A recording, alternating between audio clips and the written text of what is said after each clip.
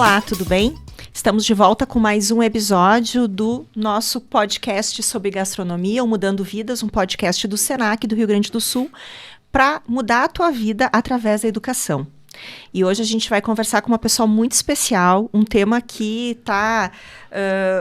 para mim foi surpreendente a escolha desse tema, porque eu conhecia muito pouco e daí tive que dar uma estudada, confesso, mas eu acho que é assim que é, né? Essa que é a beleza da coisa.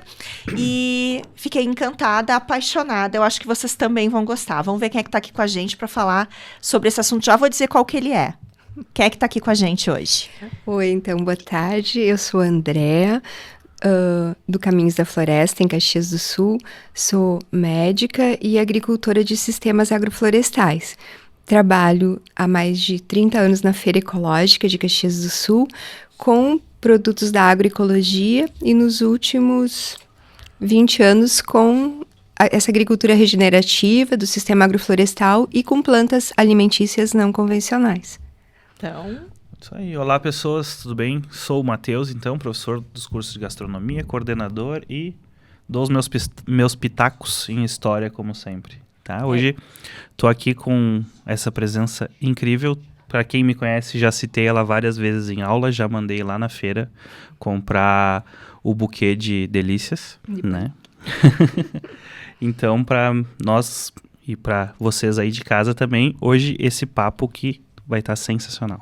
Olha, eu vou dizer para vocês que desde o primeiro episódio da primeira temporada, 30 e tantos episódios atrás, que o Matheus queria muito que a Andréia estivesse conosco. Chama a Andréia. Eu dormia com esse mantra e hoje então vai sair. Mas vou me apresentar, eu sou a Denise Sefrin, diretora do Senac aqui de Caxias do Sul. E é uma honra a gente abrir então esse programa, esse episódio falando sobre punks. E aí, André, o que são os punks? Então, primeiramente, queria agradecer muito o convite, porque isso faz parte do nosso propósito, divulgar as punk. E acho que, então, é bem importante a gente contextualizar um pouquinho, né, o que é punk, porque, apesar de ter uma grande divulgação nos últimos anos, ainda tem algumas coisas que ainda é um pouco desconhecido da população em geral, né? Então, punk não é uma sigla, é um acrônimo, né?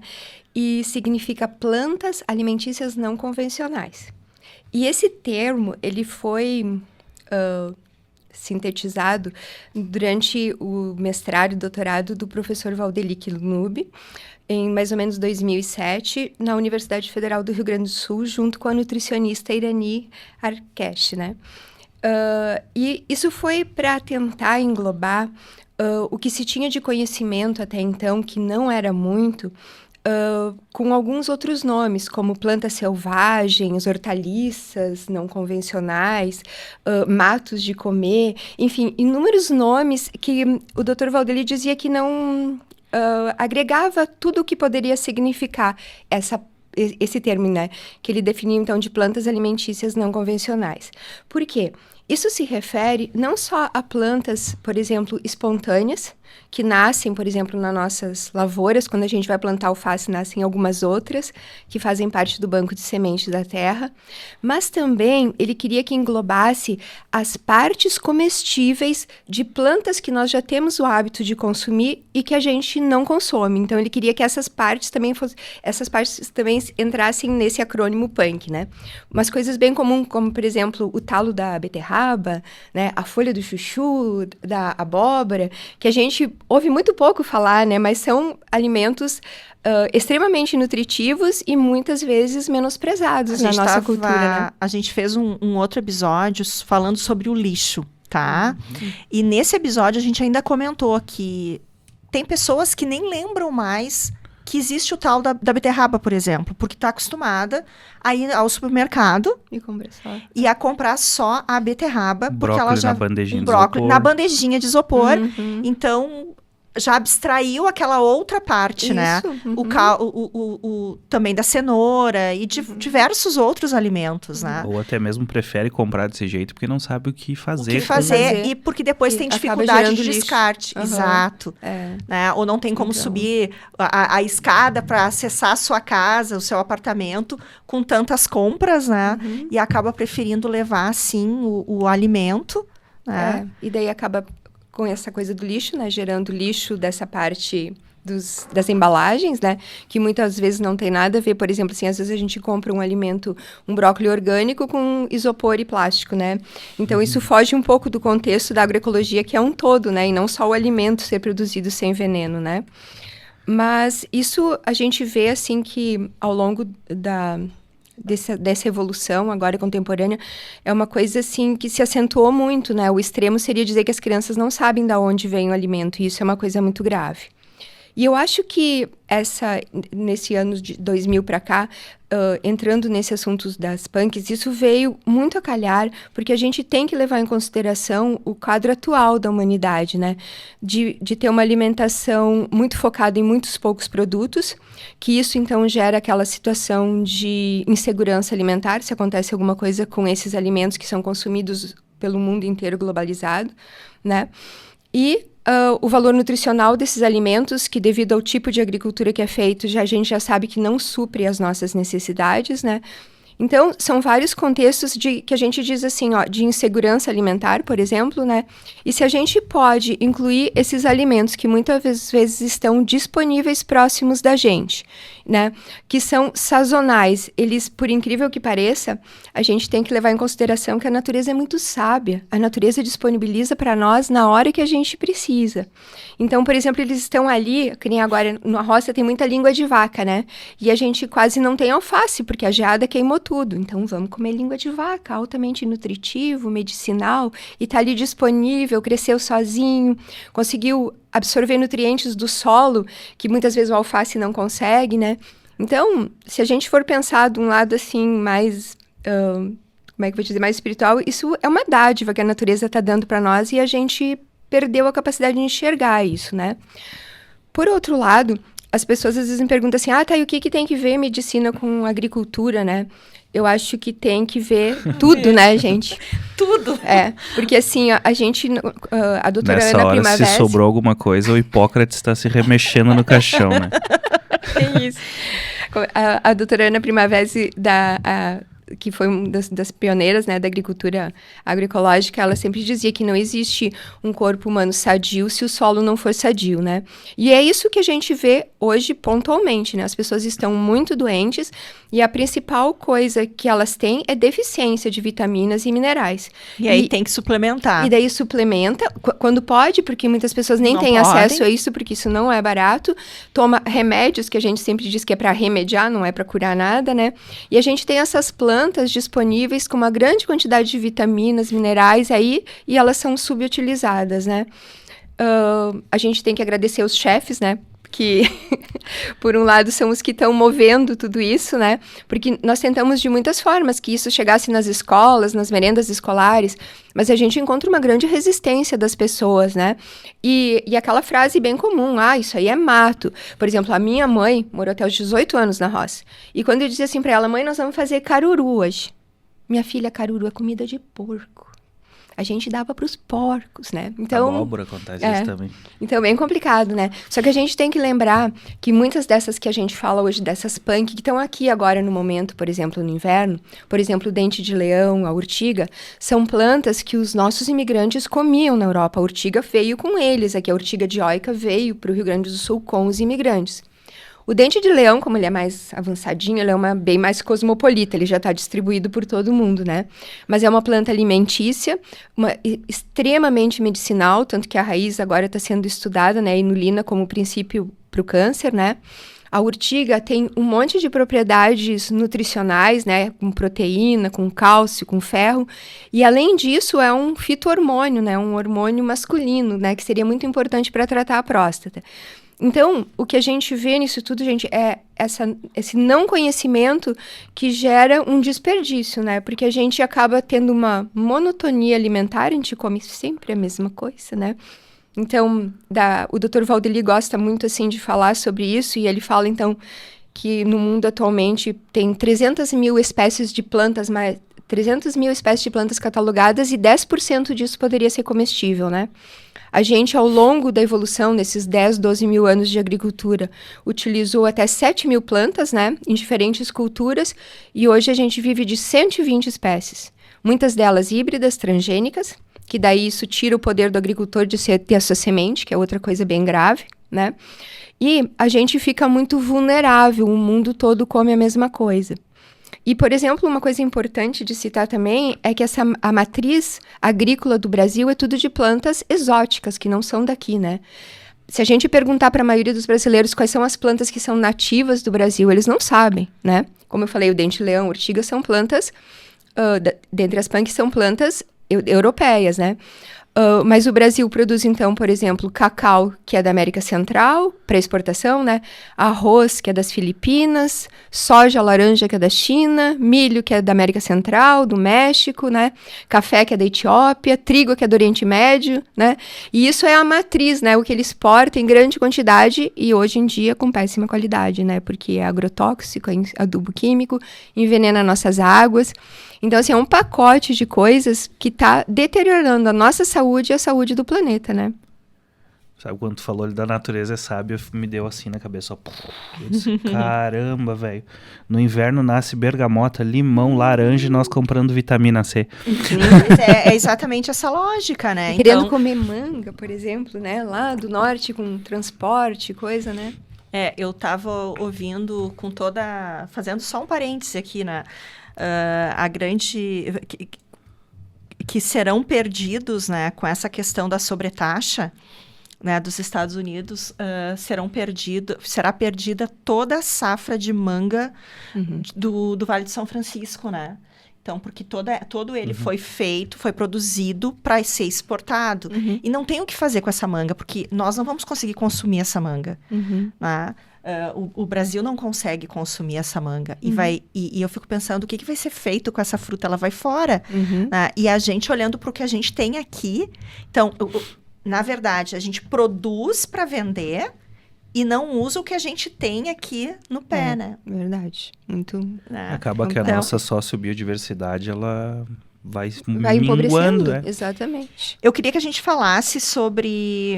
Achei alguns pontos do que tu falasse ali da biodiversidade alimentar, super importante, pensando pela nossa ótica aqui, de quem está... Não só de consumidor, na verdade, quem está formando pessoas que irão produzir alimentos para vender, que muito para alguém provavelmente consumir. vão aparecer lá na feira dizendo, opa... Sabe? O professor Matheus mandou vir aqui. Porque, na verdade, é bem o que tu fala. A gente não está acostumado a fazer o nosso prato de forma diversa. E, além disso, o nosso aluno, normalmente, quando ele chega porque ele quer transformar esse conhecimento em uma fonte de renda. Essa fonte de renda, ela tem uma lógica. E essa lógica é o feijão com arroz. Se a gente for pensar, é algo que já existe no mercado. A inovação, ela acontece numa camada muito mínima, né? Para muito poucos, uma diversidade de nicho de nicho de mercado ou de novos produtos até para serem fabricados, né?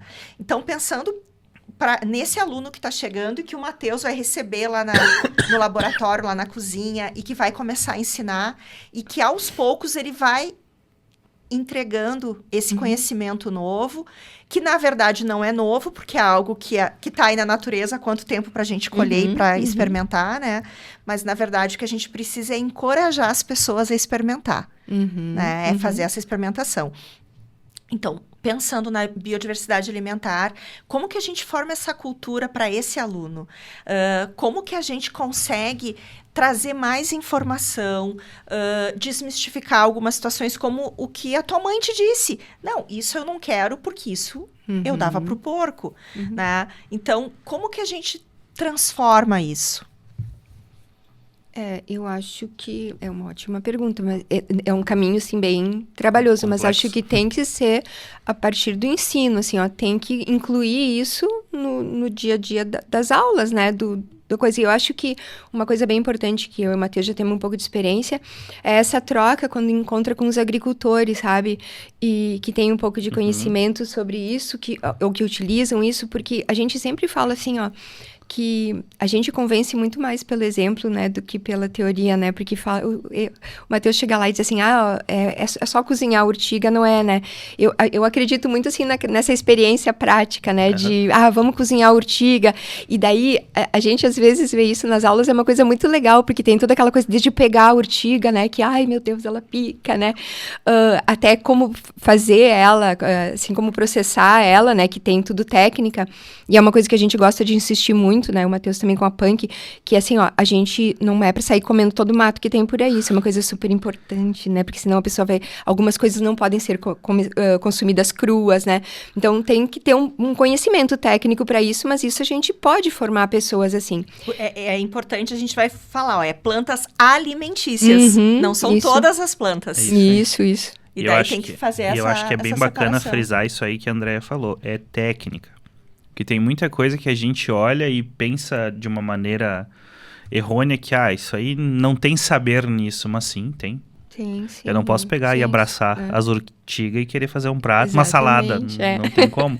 Isso. Inclusive, um dos pratos mais comentados nos corredores lá da escola, até hoje, e até levei para Antônio Prada a ideia esses dias, é o nosso nhoque de cará-pedra com urtiga. Que legal, né?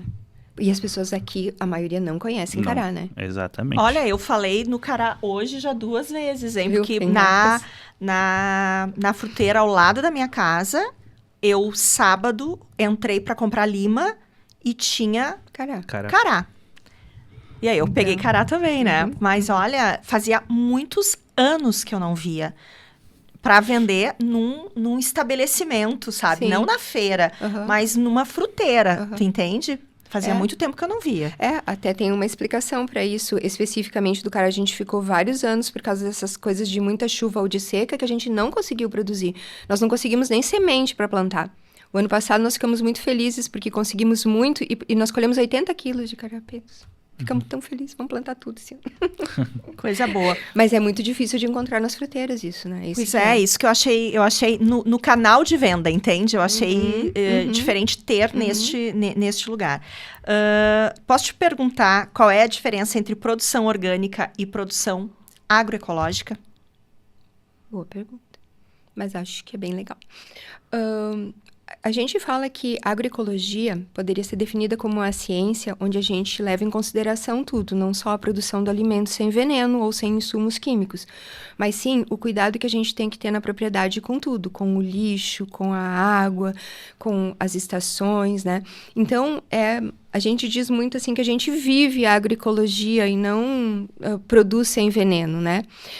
E o que a gente vê hoje, até por uma questão de mercado, é que essas indústrias grandes, fazendo um parênteses, as mesmas que produzem os remédios para pessoas, que produzem os insumos e os agrotóxicos para as plantas, elas têm uma visão muito avançada das coisas.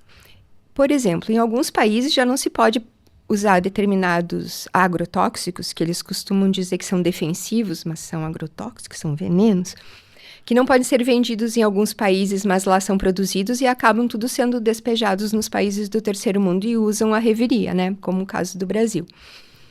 E essas empresas, elas já dispõem de tecnologia que estudam há mais de 20 anos, que a gente chama de biotecnologia. Então, elas têm insumos orgânicos que elas vão disponibilizar no momento que tudo isso for realmente proibido, que eu acho que ainda demora um tempo.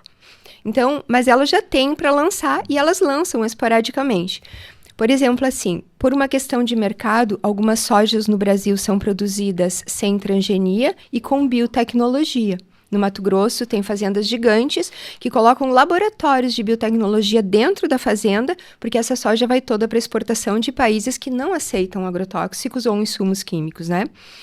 Então, esse mercado, ele já está disponível. Então, se eu quiser produzir um produto orgânico, eu posso colocar lá na minha fazenda, no meu sítio, um produto que vai ser produzido com produtos biológicos, não vai ser produzido com adubos sintéticos e nem com agrotóxicos, mas eu não preciso ter nenhum envolvimento com agroecologia. A minha casa pode continuar jogando lixo, eu posso continuar poluindo a água, mas eu estou produzindo um produto orgânico que, no fato das técnicas que ele está sendo produzido, eu posso certificar ele como um produto orgânico e posso vender. Só a lavoura. Só a plantação. Só isso. Então, a gente pode ter uma estufa gigante de produtos orgânicos dentro de uma bagunça total, assim, né? Que a pessoa tá jogando lixo, não tá tratando esgoto, nada. E o produto vai ser certificado como orgânico. Mas aí falta aquela coisa da agroecologia, que é uma ciência que se preocupa com o todo, né? Com o meio ambiente e com as pessoas que estão envolvidas, né? É uma filosofia não só para plantação, não mas só para plantação, mas dá para produzir só orgânico. E isso pode ser o que aconteça com muitas empresas, assim, visando um outro tipo de mercado, porque tem um valor agregado bem maior, um produto orgânico, né? A gente brincava, às vezes, na feira, até que a gente vendia na feira, por exemplo, o tomate a R$8, e esse produtor, quando produzia bastante, colocava no Zafari, e o Zafari vendia R$16. E a gente dizia assim, parece assim que é uma coisa assim para o consumidor ver, eu não tenho condições de produzir, de comprar orgânico, é muito caro, sabe? E daí isso é uma das coisas que a gente insiste muito, que as pessoas comprem dos agricultores, que a pessoa faça feira, que é uma coisa que também se perdeu, né? Porque não tem só o comprar o alimento, tem uma troca, né? Vai perguntar pro Ivan, por exemplo, que produz tomate. Ivan, como é que foi para produzir esse ano? Foi difícil? Foi fácil? Como tá o teu tomate esse ano? Qual é a época que ele vai vir? Porque na feira a gente gosta muito de falar isso, de comer as coisas locais e sazonais, né? Então não é todo ano que tem tomate. Até para o nosso organismo não seria legal que a gente comesse tomate o ano inteiro, né? Porque é uma fruta, tudo bem, mas ela tem algumas características, né? Que não deveria ser consumido o tempo inteiro, né? Então isso do lugar e de respeitar a sazonalidade também é uma coisa importante, né? Como é que é a produção do agroecológica aqui na Serra? Tu tem dados? Muitas pessoas, poucas pessoas? Não. Eu tô nisso desde 1998. E a gente vê que a quantidade de agricultores voltados para a agroecologia não aumentou nesse tempo, ou aumentou muito pouco. Que os jovens não querem ficar na roça, que isso, o êxodo rural não é geral, só né? nesse tipo de agricultura, né? Então, é um contexto, assim, bem grande e bem complexo. Mas parece que é uma coisa, assim, meio que limitada, assim, não vai para frente. Porque tem grandes empresas que produzem, por exemplo, Caxias é um lugar de muita produção de hortifruti e granjeiros para a Ceasa daqui de Porto Alegre, né? Então, esses estabelecimentos que já estão, assim, bem concretizados no seu tipo de produção, por enquanto, não tem interesse em mudar, né? Alguns poucos, como eu disse, pelo valor agregado do produto orgânico, né? Que tem um valor um pouco maior, né? Mas a gente não vê grandes avanços. Até porque isso é uma coisa que a gente comenta há muitos anos, que a gente não tem nenhum incentivo de público, de poder público, nada. Não se designam agrônomos técnicos para a área da agroecologia, muitos poucos são formados com conhecimento técnico nessa área. Então, é uma coisa que fica bem difícil de ir para frente. E, por outro lado, a gente fica um pouco triste também porque o consumidor parece que não se importa de comer com veneno.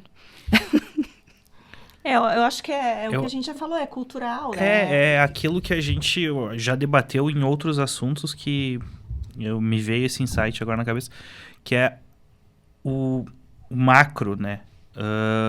Não quer ele quer a comodidade, não a experiência. É que nem tu falou, um produto sazonal, né? E eu já repeti essa frase em outros podcasts.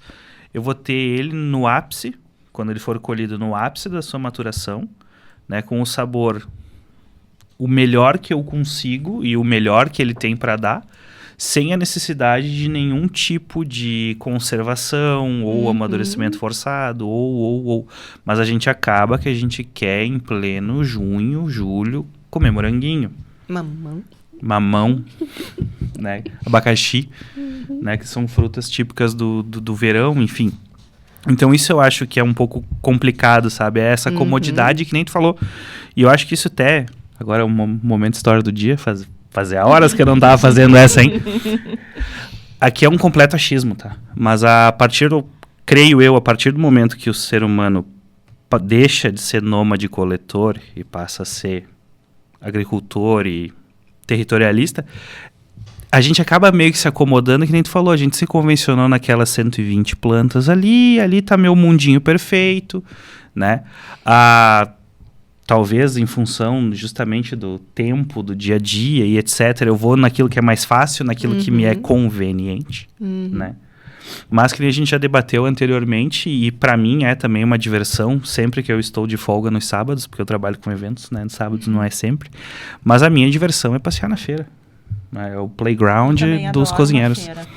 E gosto de conhecer também lugares que plantam, né, plantações e tudo. Eu tive a possibilidade de conhecer bem pertinho da minha casa uma lavoura biodinâmica de arroz.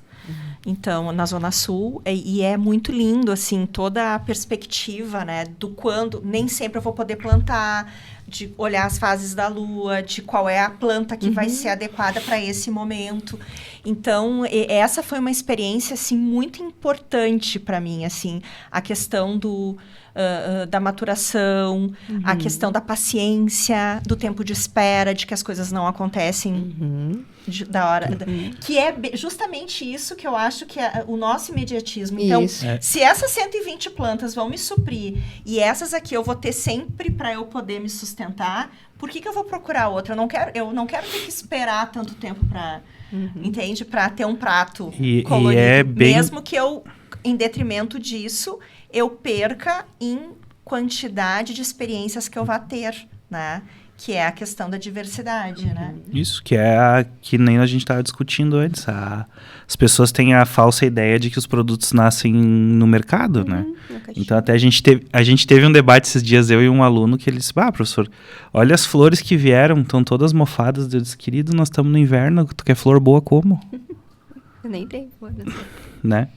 É tudo de estufa ou guardado em câmara fria, enfim. Mas é justamente essa questão que, às vezes, na minha opinião, eu acho que não só o mercado, mas nós, enquanto profissionais, também pecamos, é essa conveniência. Não, vamos fazer isso aqui, que isso aqui dá certo. Tomate o ano inteiro e é isso aí. O gringo gosta e tá tudo certo. Mas tu falou bastante das plantas que vieram de fora. O que é nossa planta nativa? Fala pra mim uma ou duas aí que... Não, acho legal. É que assim, ó, como eu disse, né, que nem o dente-leão, que é uma planta cosmopolita, tá em todo o planeta, e foi por uma distribuição que a gente chama de antrópica, né? O homem levou para muitos lugares de forma voluntária ou involuntária, né? E muitas que vieram com as culturas, com as imigrações de um lugar para o outro, né? Mas a gente tem que lembrar de plantas que a gente, às vezes, nem dá o real valor, que é a mandioca, que é nativa do Brasil, gente. A batata doce e o amendoim são plantas nativas desse país. E muito pouca gente sabe disso, né? E a gente subutiliza, né? Porque a mandioca... Por exemplo, ela poderia fazer um monte de coisas que a gente usa o trigo, né? Que o trigo, por exemplo, aqui no Rio Grande do Sul, para ser plantado, ele tem vários problemas, né? Porque ele é uma planta do semiárido e a gente tenta plantar num clima úmido. Subtropical, né? Então, precisa de muito mais agrotóxico para conseguir amenizar os problemas do clima, né? E a mandioca é uma planta que, nossa, é muito rústica, muito versátil, dá para comer folha, dá para comer ela toda, né? Então, é uma pena, né? E o amendoim, então, seria uma leguminosa bem legal, né? E a gente quase não planta em grande escala, né? Mas a gente gosta muito de outras que vêm de muito longe. A gente quer comer grão de bico. Uma vez tinha um médico na minha casa, da Argentina, e ele disse assim, não compra grão de bico da Argentina, porque tem muito veneno. Então, ou vem do Canadá, né? Então, nossa, é bem complicado isso, né? Mas a gente deveria valorizar um pouquinho. A batata doce, por exemplo, que a gente pode comer as folhas, né? A batata que tem um índice glicêmico bem melhor do que a batata inglesa, né? Que também não é nossa, né? Ou batata peruana, andina. Boa. Eu acho que é aprender sobre o que é nosso. A gente já fez um programa, inclusive, sobre a nossa culinária, né? Só que estava faltando esse antes, né? O que é daqui para que a gente possa até utilizar os alimentos na nossa gastronomia, né? Isso, é só a gente ver, tipo, como é que eu posso dizer, uma certa pobreza na questão do uso da mandioca, e minha opinião também, daí, né, me critiquem nos comentários, por favor, que essa questão que a gente tem aqui no Rio Grande do Sul, dessa pobreza, tipo, a gente vai ver na literatura, né, o Carlos Doria vai falar sobre que os indígenas nativos podiam ser divididos entre os povos do milho e da mandioca, né, e a diversidade de usos e de formas que a gente vai encontrar nos povos originários, principalmente da região norte e nordeste, nesse uso da mandioca, que é um aspecto cultural de lá. Né? Então isso que eu acho sensacional, e são coisas que a gente pode e busca trabalhar aqui nos nossos cursos, enfim, e eu acho que nem tu comentou também, e isso para mim é a parte mais fantástica da feira, é justamente tu ir no pequeno produtor, né? E saber, e aí, como é que foi a produção esse ano? O que tu tem de legal pra me trazer e tal. E tá aqui a prova, né? Eu e o André, a gente se conheceu na feira. E que legal, já né? Estamos trocando figurinhas há algum tempo. Falando sobre essa Muito questão do uso do produto, né? Então, eu morei 9 anos em Salvador. E eu acostumei a comer a mandioca sabe, de várias formas, né? Porque a gente usa... E o próprio amendoim, né? Aqui, no sul, a gente está acostumado a comer o amendoim torrado. E aí, a gente torra o amendoim, transforma ele em farinha para usar em algum doce, por exemplo. Né? Na paçoquinha. E... Sendo que tu pode comer ele cozido, tu pode... De várias formas, né? Germinar, leite, isso, maravilhoso. de várias formas. Então, é muito como tu olha aquele produto, aquele insumo, e faz experimentações para tentar tirar o maior sabor e usar, de fato, aquele item ali, né? E a gente não tem esse hábito. Não. De fato, vamos pegar a gente falou sobre isso, o pinhão. Num paralelo, assim, o pinhão. O pinhão com amendoim, né? A gente pega o pinhão, o que a gente está habituado a fazer com o pinhão? Comer o pinhão na água. Cozinha o Cozinhar, sapeca no máximo. E come. Mas em que preparo que mais tu pode usar, né? Como que tu pode transformar esse produto na base da tua alimentação? Isso é um compromisso desses moços. Meu, isso é muito importante, entende? né, Matheus? Então, essa é a discussão. Como que a gente utiliza as plantas alimentícias não convencionais num produto do dia a dia?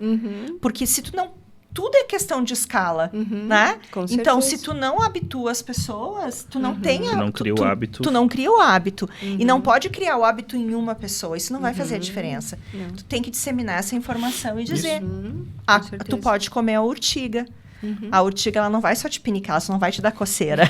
Não, se tu achar a moitinha ali da urtiga, tu vai tirar, tu pode...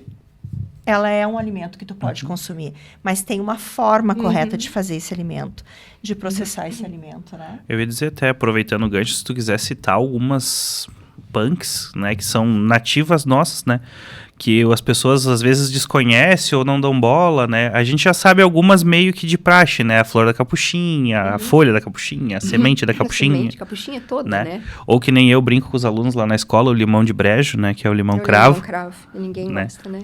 E é extremamente aromático, E né? daí a gente traz, né, a gente traz exemplozinho. outros tipos de limão. Se tu pudesse citar alguns exemplos até do que tu tem ali na agrofloresta, né, sazonalmente, enfim, para as pessoas também conhecerem. Tá. Porque é importante também para quem está nos ouvindo entender que é possível se criar um cardápio e disponibilizar. Sazonal, com o que tem no momento, claro. Isso aí. E biodiverso ainda. Exato, porque tem muita coisa, né? tirar aquela crendice do que nem tu comentou no início, mas que é mato. É mato, mas é mato de comer. Exatamente. Tá, então, Matheus, uma coisa importante do que tu falaste antes, que eu acho que é uma coisa cativante e que eu sei que tu gosta muito, é contar a história antes de fazer o preparo do alimento, porque as pessoas não esquecem, por exemplo, do pinhão, da urtiga, né? Porque daí quando a pessoa se encontrar de novo com a urtiga, vai dizer, o professor Matheus falou que vem da Europa, aquela coisa assim. Eu acho que associar a história, né, com a prática, né, é uma coisa muito legal, né? Porque, para mim, por exemplo, é uma coisa que marca muito.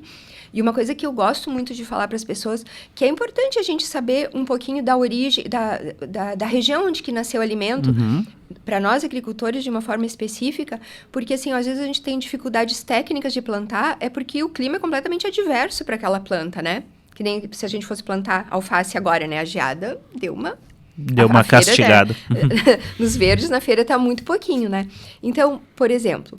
Agora não tem alface na feira. Ou então tem uns alface pequenininho, assim, coitadinho, que sobreviveram ao frio, né? Mas a gente tem na roça tapetes de erva de galinha.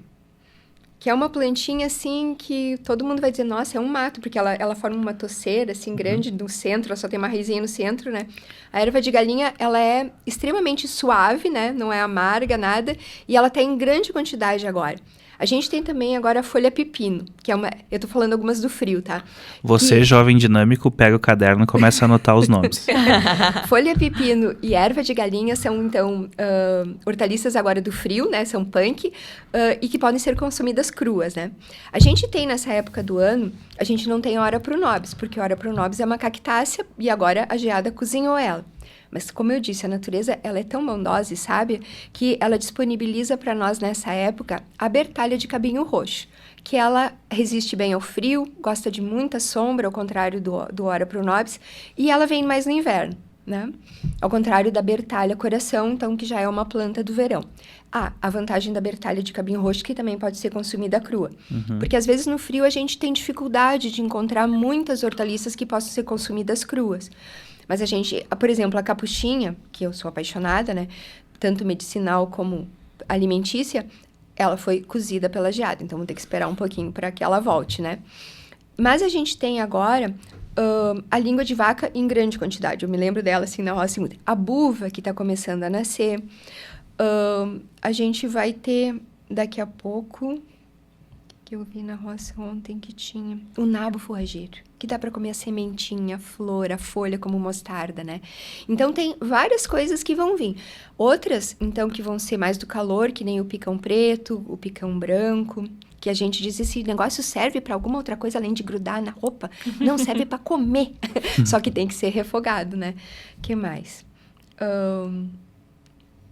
As bertalhas, então, Ora pronobis, que são as coisas mais conhecidas, a serralha e o dente de leão, que vem agora no frio também, né? Então, tem muita coisa que pode ser consumida. A gente fala dos carás, dos inhames e dos tarôs também como punk, porque algumas regiões do país têm o costume de comer mais. Aqui, com essa imigração dos taitianos e dos da África, eles têm mais o costume de comer, os senegaleses, os angolanos, né? Eles têm mais costume de comer esses tubérculos, que são altamente nutritivos, né? Alguns são fito-hormônios também, né? Então, tem muita planta que dá para comer, né? Se não for o Matheus que vai dar aula e que conhece, aonde a gente tem o conhecimento, onde é que a gente acessa o tipo de planta, entender como é que pode ser usado... Isso é bem legal. Então, a gente, até o professor Valdeli fazer a sua tese de doutorado e mestrado, onde ele identificou mais ou menos 1.700 plantas na região de Grande Porto Alegre que poderiam ser comestíveis, né? Ele, depois da sua monografia, ele fez um livro com Henri Lorenzi, que é Plantas Alimentícias Não Convencionais no Brasil, que tem 351 espécies de plantas. E foi muito legal, assim, o modo como ele fez o livro, então, porque ele fez uma identificação botânica, o uso na culinária, então, e na página do lado ele fez 3 pratos com essa punk, então, dizendo se ela tem que ser cozida, se ela pode ser consumida crua. Então, tem a identificação da planta. E ainda a parte gastronômica. Então, é muito legal isso aí. A gente diz, sinceramente, que o livro do professor Valdeli é uma bíblia para nós. Porque o que acontece? Tinha alguns livros de alemães, né? Do leste europeu também. E o mais conhecido no mundo todo era um livro de um senhor que é Rapaport, que era um alemão também, mas que morava em Bariloche, na Argentina. E ele fez um livro de mazelas comestíveis, que era bem famoso, mas era bem, assim, mais simples que esse do professor Valdeli, né? Então, assim, hoje no Brasil, se a gente tem esse livro, nossa, a gente sai comendo muita coisa por aí, porque tem muita informação boa. Show. Mas é isso aí. Eu acho que também um conhecimento mais acessível e mais fácil, né? É dar uma passeada, né? Sair do sofá, né? Dar uma passeada na feira, conversar com o produtor, ver o que ele tem para oferecer. Uma das coisas que eu acho bem bacana é... Como é que era o termo? E eu me lembro muito de tu oferecendo justamente uma vez que eu estava na feira e uma moça pediu por que tu não tinha alface e tu ofereceu o buquê da felicidade. Que eram justamente essas hortaliças que tu citou, né? Todas elas num massinho, como se fosse um pezinho de alface. Várias, né? E fazia um buquê, né, de punk, né? E a gente falava que para nós era muito mais nutritivo, explicava o valor nutricional de uma de outra, muito legal. E uma coisa, acho que o consumidor tem uma coisa importante, que seria o de instigar o agricultor, sabe? Dizer assim, eu quero comer uma coisa diferente, o que tu tem lá na tua casa? Porque, por exemplo, assim, o que eles não estavam trazendo? Beldroega, mestruz, essas coisas, não tinha na feira. A gente disse, não, vamos levar pra feira, vamos. E os antigos conhecem, por exemplo, mestruz, os antigos dizem, isso a gente comia. E muita coisa, a gente sabe disso, né, Matheus, que as pessoas, às vezes, nesse período inicial da colonização, as pessoas levaram para os seus descendentes aquele negócio de não falar que comiam algumas coisas por vergonha, né? De dizer assim, a gente comia caruru porque a gente não tinha outra coisa para comer, né? Mas Que bom que comeu o caruru, né? Mas tinha coisas muito boas para comer, né? E que tem que valorizar, né? E que acabam que vão se perdendo, né? Os descendentes acabam não ouvindo nem história, nada. E isso Inclusive, se para perde, tu né? achar caruru hoje é muito difícil, né?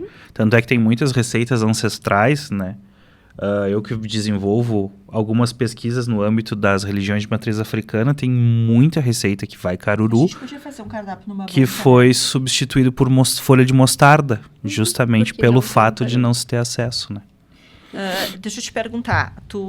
A gente sabe que o teu produto a gente consegue encontrar na feira, mas tem alguma outra forma de conseguir consumir além das feiras, de comprar além das feiras? Tem uma outra forma do consumidor ter contato?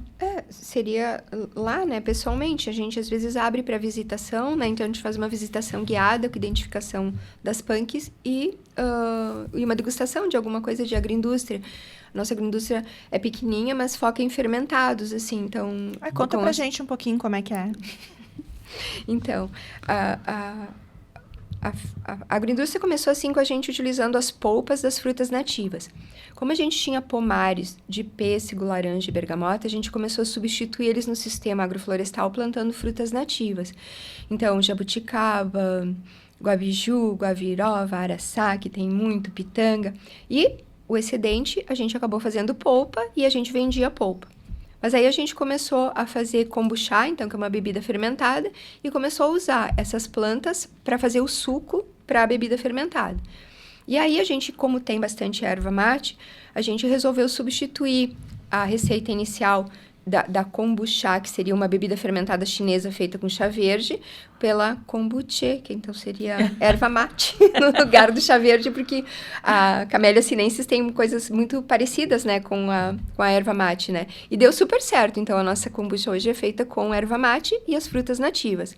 Agora o Marco está inventando algumas coisas de aromáticas, assim, botando, então, manjericão, sálvia, açafrão com pimenta, fazendo umas ciências, né? E um pouquinho que a gente faz é de outras coisas fermentadas, que é uma fermentação simples, selvagem, que é, assim, açafrão, chuchu fermentado. Então, que a gente vende uns potinhos, assim, com esses fermentados. Mas, basicamente, é isso. E como a gente tem pouca gente, a agroindústria não é uma coisa, assim, muito, né? Mas ela, para nós, ela é suficiente para dar destino para o nosso excedente, que é uma coisa super importante, até para viabilizar financeiramente a propriedade. Então, é bem, bem legal, né? Bem importante. Eu contei pro Matheus uma experiência que eu tenho da região de onde eu sou, de onde eu venho, né? Tem um grupo de mulheres que cuidam de algumas propriedades, né? Então, cada uma planta ou cuida daquilo que dá ali. E elas se reuniram, então, num grupo de venda via WhatsApp. Então, chama Enraizar. E uma vez por semana, então, no domingo, elas mandam a lista do que deu. Sim. Só do que deu. Então, não é que é plantado além daquilo, né? Então, olha, essa semana a gente tem isso, e a gente, do excedente, a gente produziu biscoito, a gente produziu chá, a gente produziu... Aí, o que deu? E daí, a gente pede aquilo, elas mandam na sexta-feira à tarde, a gente pede até domingo de noite, elas entregam na terça-feira. Que legal. Então, durante muitos anos, eu comprei, assim, praticamente toda a feira. Eu não tinha como ir à feira, mas comprei delas. Hoje que eu tô aqui em Caxias, então eu não consigo mais, né, continuar com essa prática. Mas eu adorava. E agora elas fizeram um documentário, porque toda a produção é de mulher para mulher. Né? Então, são grupos de mulheres que fazem isso. Legal. E eu acho sensacional essa forma que elas acharam de escoar a produção delas, de realmente ter o ganho e manter a propriedade, né?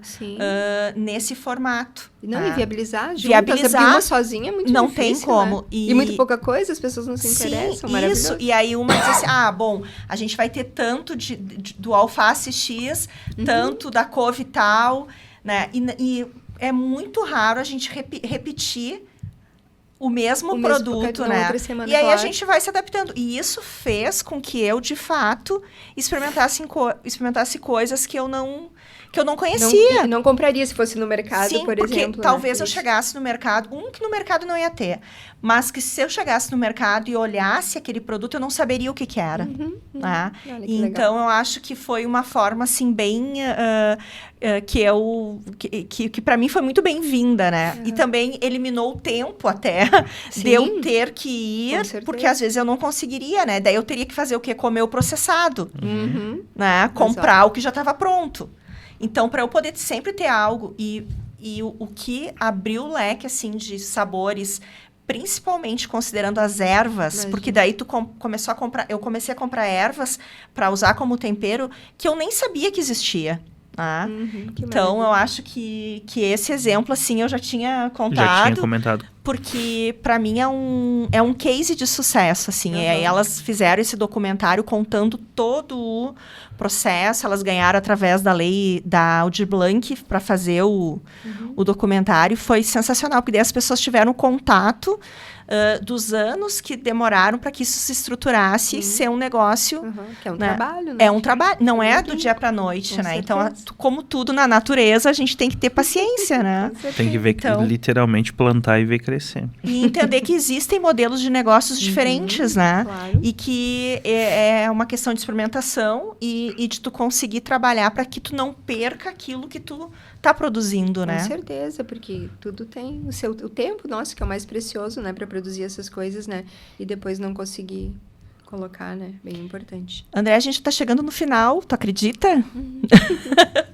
Eu gostaria muito que tu deixasse pra gente dicas de livros, ou um podcast, ou um filme, um documentário, para o pessoal entender um pouquinho mais sobre todo esse conceito que a gente falou aqui, né, para poder ter para a gente poder disseminar essa cultura, né? Construir um pouquinho mais esse conhecimento. Tá legal. Então, queria fazer só um parênteses com relação ao que o Matheus falou sobre o momento adequado de consumir o alimento, né, Matheus? Que isso, por exemplo, vocês que trabalham muito com sabor, é uma coisa muito evidente, mas para a maioria das pessoas, às vezes, isso foge um pouco, né, do contexto, e as pessoas, às vezes, estão acostumadas com tanto aditivo químico que o paladar ficou um pouco deteriorado, principalmente muito açúcar, muitos conservantes, acidulante, aquelas coisas, né? Então, hoje em dia, na produção convencional, para a gente conseguir produzir em grande quantidade, se colhe a hora que dá, se vai para a câmara com conservante, com agrotóxico para amadurecer depois, né? E esse alimento, ele chega para nós com um valor nutricional muito diferente do que seria o ideal, né? Então, a gente sempre comenta muito, assim, às vezes na feira, que tem agricultores mesmo na feira ecológica que tem 10 hectares de bergamota e não pode esperar para colher, colhem e põe na câmara. E a gente, como tem uma quantidade pequena, uma produção pequena, a gente vai na cesta, colhe e leva para a feira. Aí a pessoa come uma bergamota lá meio sequinha da câmara fria, vem ali, come e diz: nossa, é outro sabor, né? Então, isso é uma coisa super importante, não só pelo sabor, também como valor nutricional. Eu ia dizer isso é o que tu consegue perceber, né? Fora a questão ali que tu já citou anteriormente, que é essa deficiência de nutrientes, aminoácidos, sais minerais, etc, que a gente às vezes acaba suplementando, né? Então, assim, ó, para isso, se eu poderia citar... nos sistemas agroflorestais, o nosso mestre, que é o Ernest Guest, tem bastante coisa no YouTube dele, bastante vídeos, mostrando como esse sistema de agricultura, ele transforma um ambiente. E uma das coisas que ele mais insiste, assim, é que nessa agricultura de processos que a gente faz, a gente tem que respeitar muito o solo e que um solo sadio vai dar alimentos sadios para a gente, mas que esse solo ele tem que ser nutrido o tempo inteiro para que essa vida no solo, que estrutura as raízes, que disponibiliza nutrientes para as plantas, ela esteja sempre ativa e não um solo morto como é o solo da agricultura convencional. E para esse solo estar vivo, ele precisa de um aporte de nutrientes, né? Então, essas técnicas da agricultura, elas dizem assim, que no momento que eu tirei a minha planta daquele canteiro que eu vou comercializar, essa terra tem que estar melhor do que quando eu coloquei a planta, porque a planta ela vai crescer, ela vai tirar alguns nutrientes que ela precisa, mas essa vida do solo vai promover mais vida e esse solo vai ficar cada vez mais rico. Isso não é nada senão imitar os processos que a floresta utiliza para evoluir, né? A floresta, por exemplo, tem um raio, um fogo, faz uma clareira, E no momento que abre a luz dentro da floresta, aquele solo é extremamente fértil, tem um banco de sementes ali e ele começa a criar uma nova floresta, né?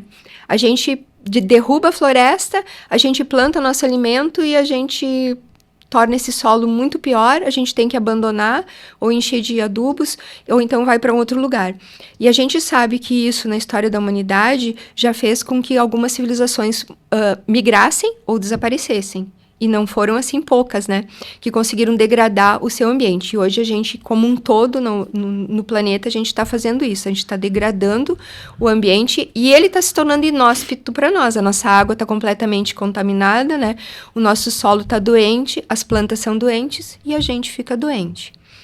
Com relação a punk, então, seria o livro do Dr. Valdeli Knupp, que é, então, Plantas Alimentícias Não Convencionais no Brasil.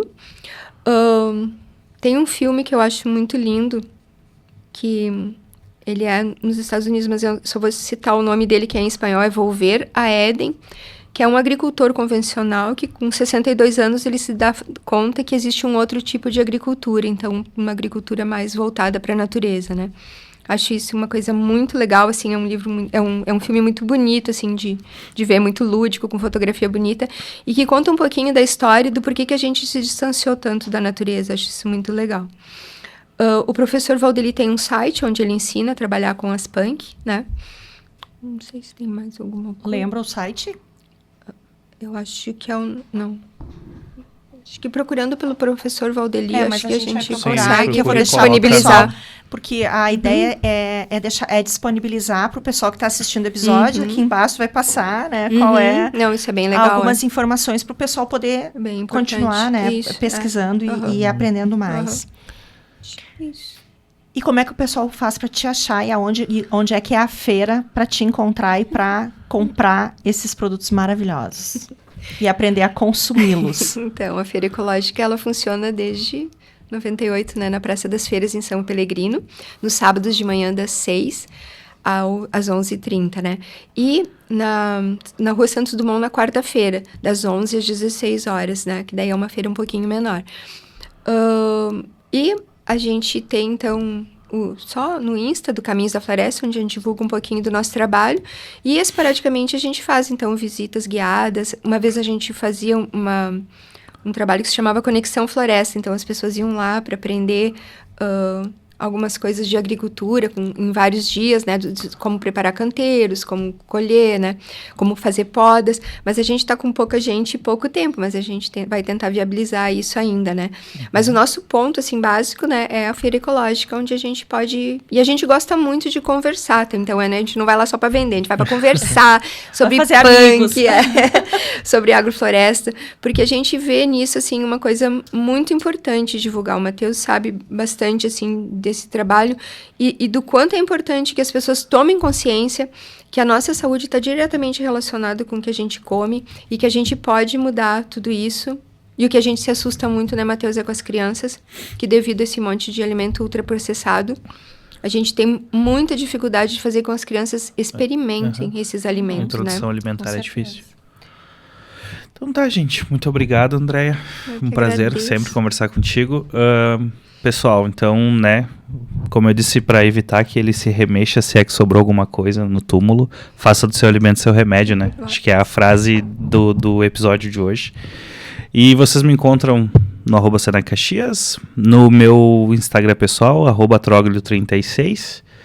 E é isso aí, acompanha a nossa grade de curso. Se você não viu os outros episódios, volte e veja, porque... Esse mês, primeiros episódios da temporada estão todos linkados a esse religar, né? Às nossas práticas ancestrais, aos nossos alimentos esquecidos e etc, e etc. Isso aí, então a gente faz esse convite para que tu assista os episódios que vieram antes desse, porque todos eles estão conectados e a nossa proposta... para esse primeiro bloco, esse primeiro mês da segunda temporada do nosso Mudando Vidas, é realmente te ajudar a mudar a tua vida através da alimentação e de uma alimentação que faça sentido e que tenha propósito. Então, eu sou Denise Sefrim, tu me encontra no @Denise_Sefrim ou no @Senac Caxias do Sul, onde tu também conhece toda a nossa grade de cursos na área da gastronomia e todos os demais. Conhece o nosso time, a nossa equipe lá e vem fazer parte conosco dessa mudança de vidas através da educação profissional. O podcast do Senac do Rio Grande do Sul tu encontra no YouTube do Senac e a gente tu encontra aí no Instagram e se quiser vir nos visitar aqui em Caxias, vai ser muito bem-vindo. Te agradeço, um grande abraço para ti e até o próximo episódio.